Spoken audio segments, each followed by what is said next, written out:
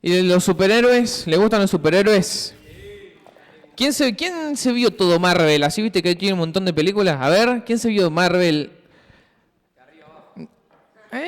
¿Y los de DC? No, bueno, ¿quién prefiere, Marvel o DC? Marvel. Marvel es de toda la vida. Es de toda la vida. Así que, chicos, tienen un mes para pensar el disfraz, si tiene capa, no tiene capa, si va a usar un antifaz, no va a usar ningún antifaz, si va a tener candadito, o va a tener una colita, o va a tener rasta, no sé. Cada detalle cuenta. Cada detalle cuenta. Hoy vamos a arrancar un nuevo personaje. ¿De quién se habló el sábado pasado? ¿De Moisés no? No. Jonás. De Jonás. ¿Y adivinen de qué vamos a hablar hoy? No. Jonás muy bien lo expuso Mario.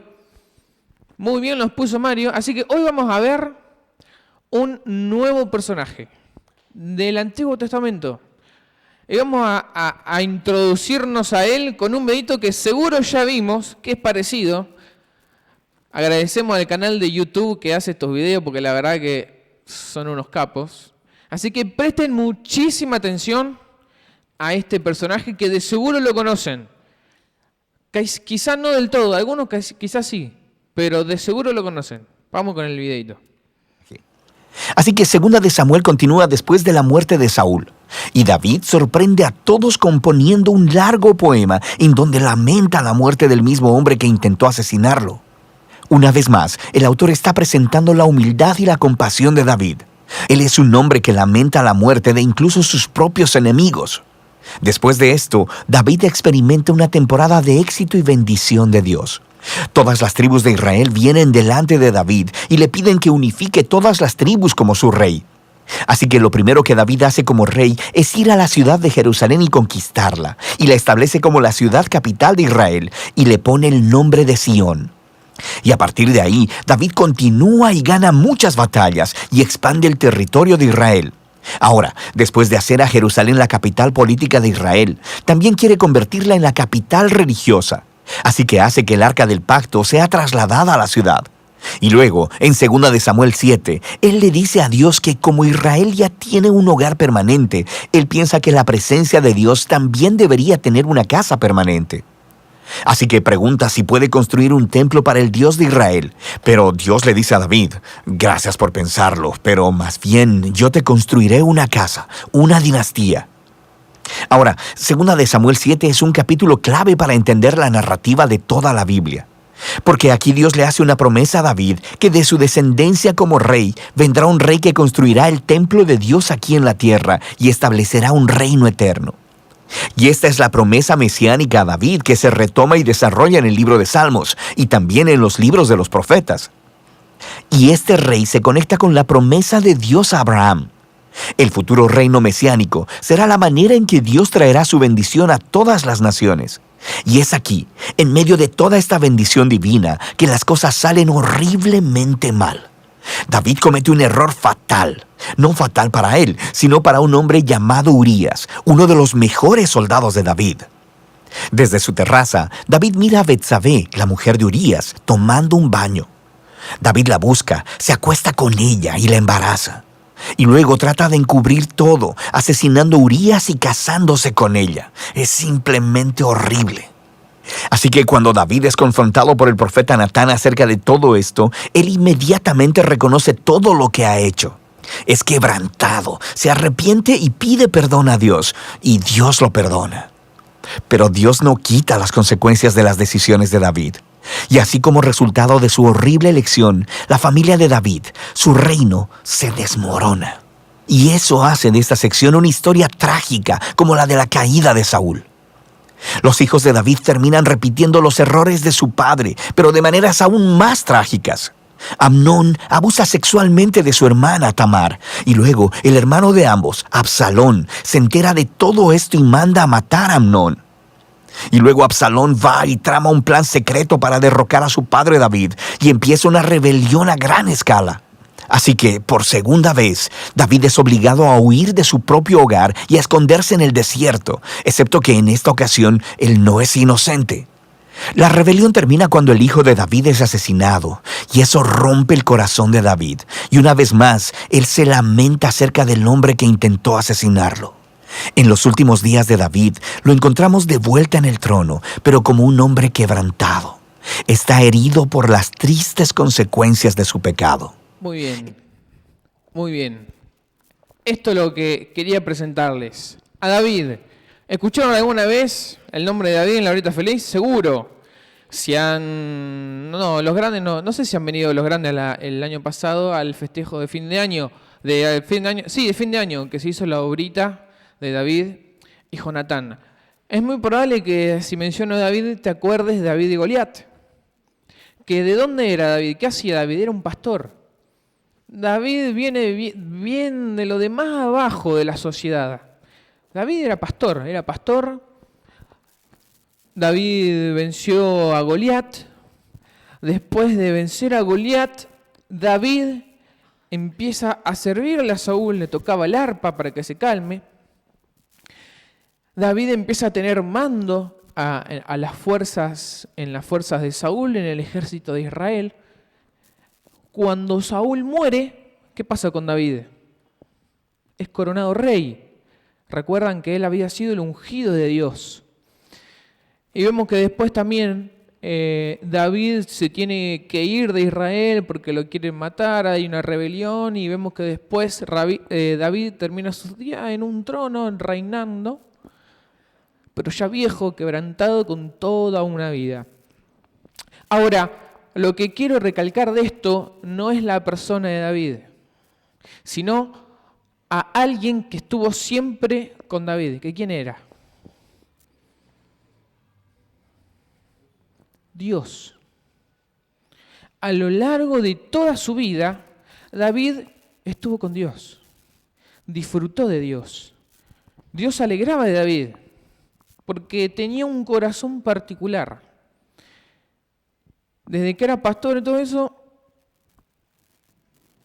el Señor se alegraba en David. ¿Y saben qué?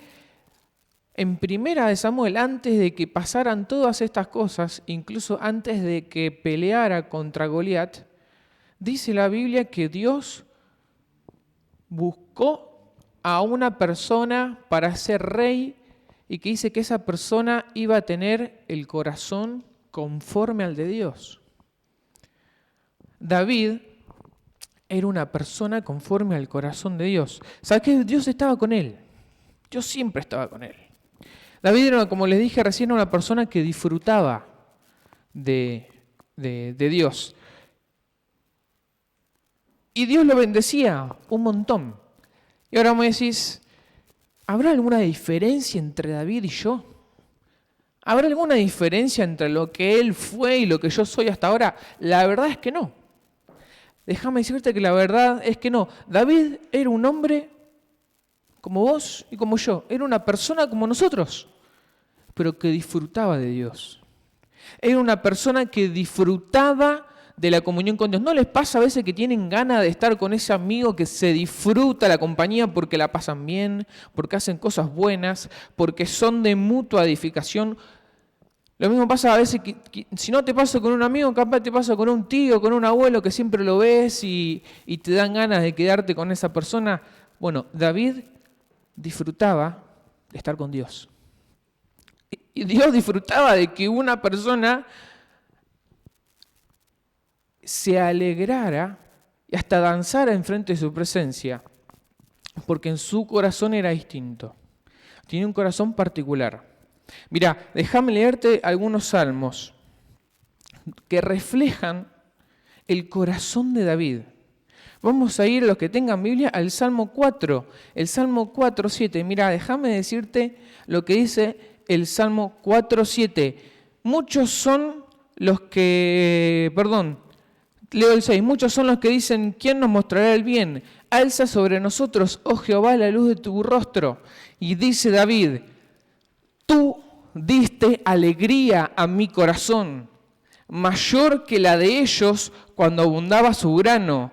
más alegría que la de tener trigo y vino en abundancia.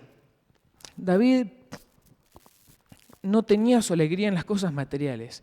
David sabía que su alegría estaba puesta en Dios. Dice el Salmo 5:11, pero alégrense todos los que en ti confían, den voces de júbilo para siempre, porque tú los defiendes. En ti se regocijen los que aman tu nombre.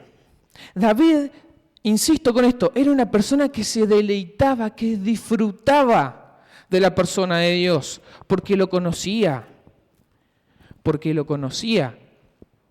En este caso, en este versículo, David se alegra porque sabe que Él es su defensa. ¿Vieron por todo lo que pasó de David, no?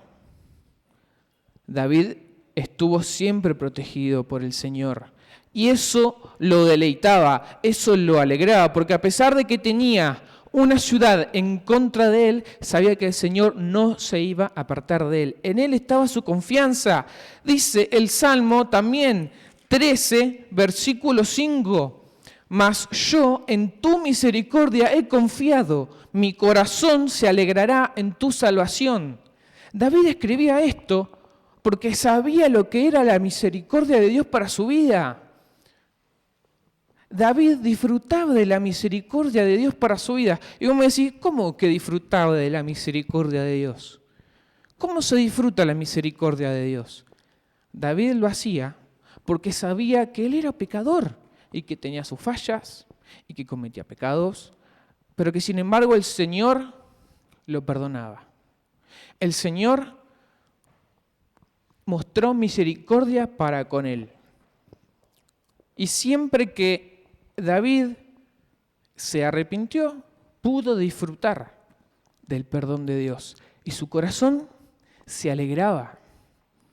David era una persona que se deleitaba, que disfrutaba de la persona de Dios. Su deleite estaba en él. Vamos al último salmo, el Salmo 37:7. ¿Alguien se anima a leerlo? Salmo 37:7. Perdón, es el 4.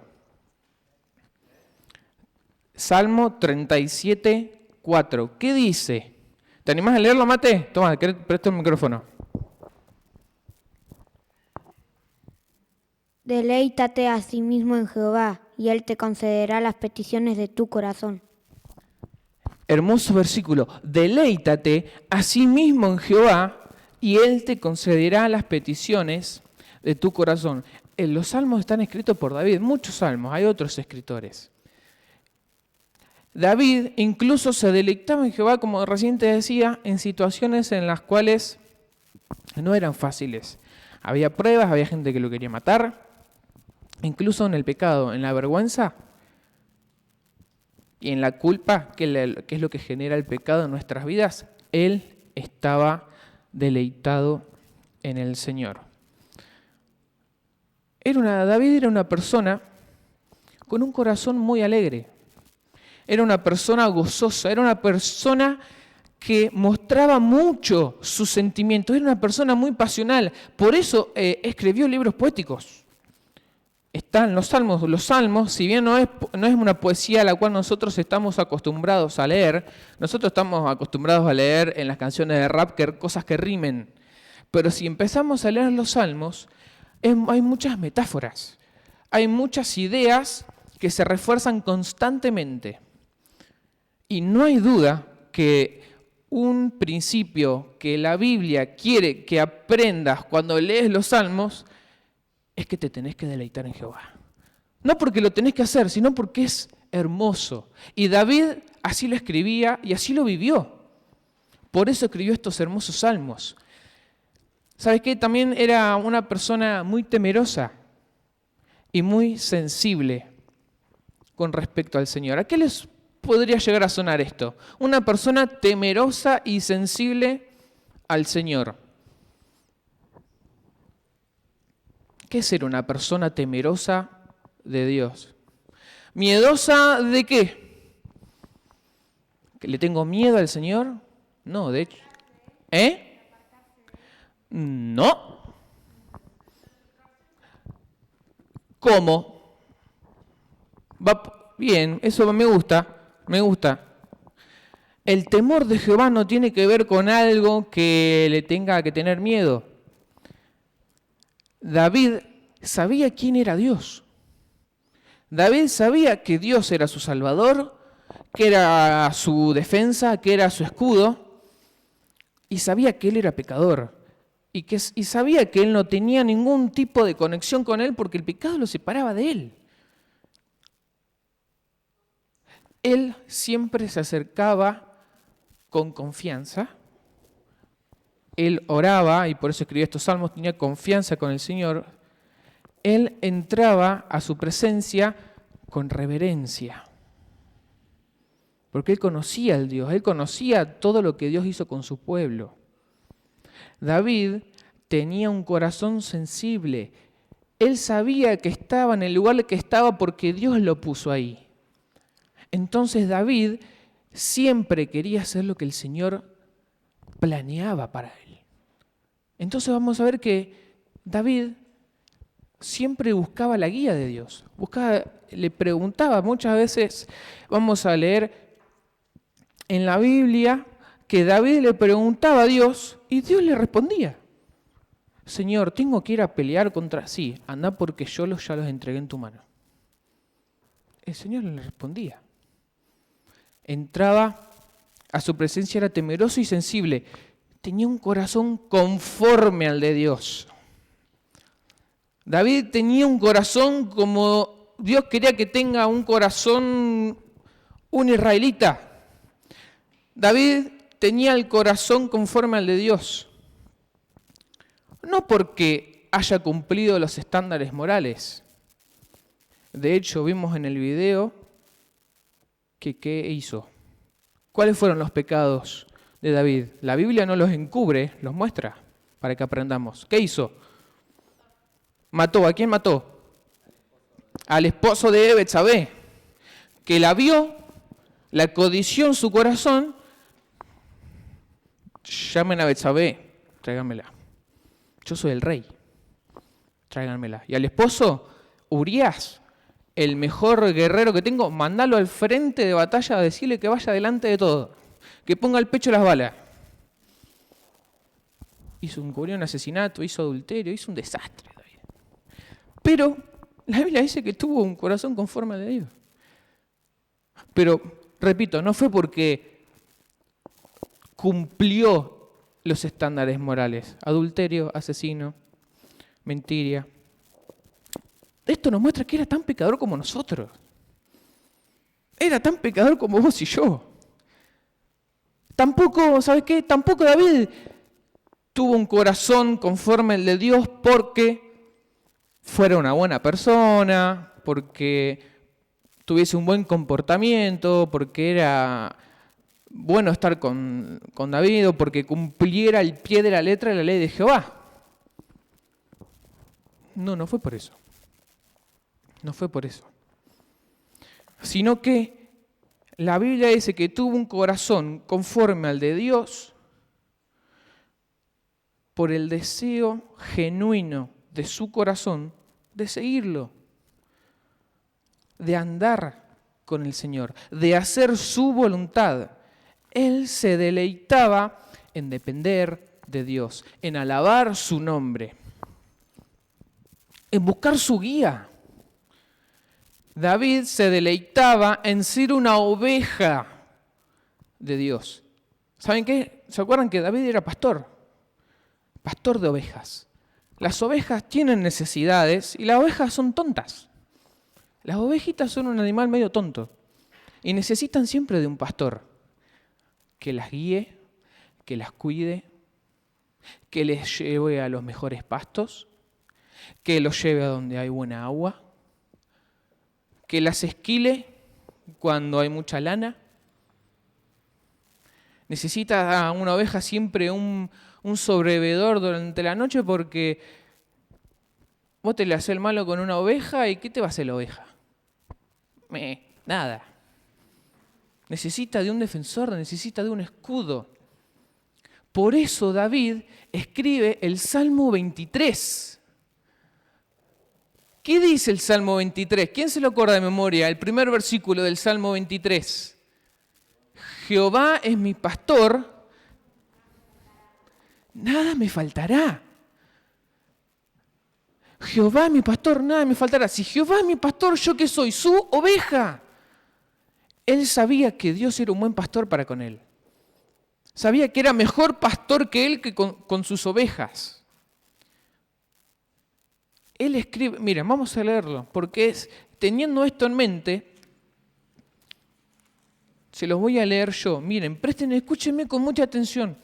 Dice, Jehová mi pastor, nada me faltará. En lugares de delicados pastos me hará descansar. Acuérdense, él lo escribe como una oveja. Junto a aguas de reposo me pastoreará, confortará mi alma. Me guiará por sendas de justicia por amor de su nombre. Aunque ande en valle de sombra de muerte. ¿Qué dice?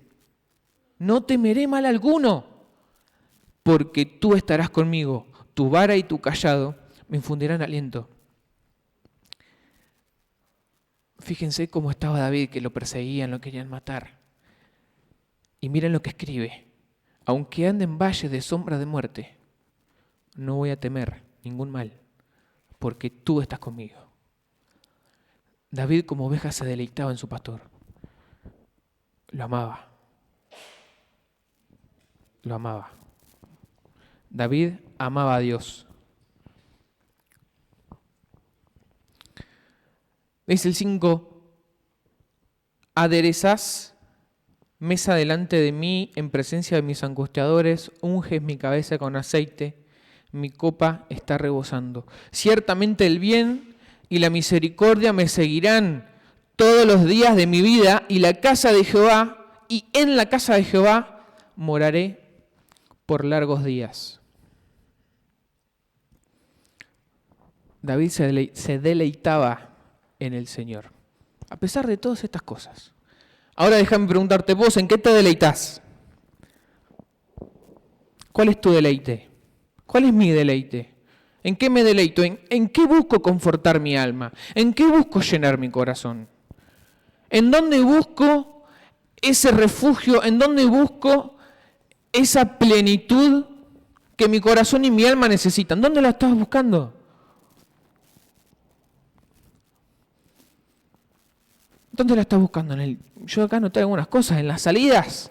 ¿Te pensás que salir va a llenar tu corazón? ¿Ir de juntada en juntada, de boliche en boliche, que va a llenar tu corazón? No. Déjame decirte que no, porque cuando ya saliste de uno, ya estás pensando en la próxima semana. No te saciás, no te alcanza. No le alcanza. O te pensás que el alcohol también te va a ayudar. Sí, no. No va a llenar tu corazón. El ser conocido en el barrio, el ser conocido en mi escuela, o incluso en mi familia. El buscar reconocimiento, el buscar el que me ubiquen. ¿En eso te estás deleitando? ¿En qué me estoy deleitando? En el uso del celular. Estoy todo el día con el celular, busco llenar mi corazón y cada vez estoy más con el celular. Con lo que miro en el celular. En las cosas materiales.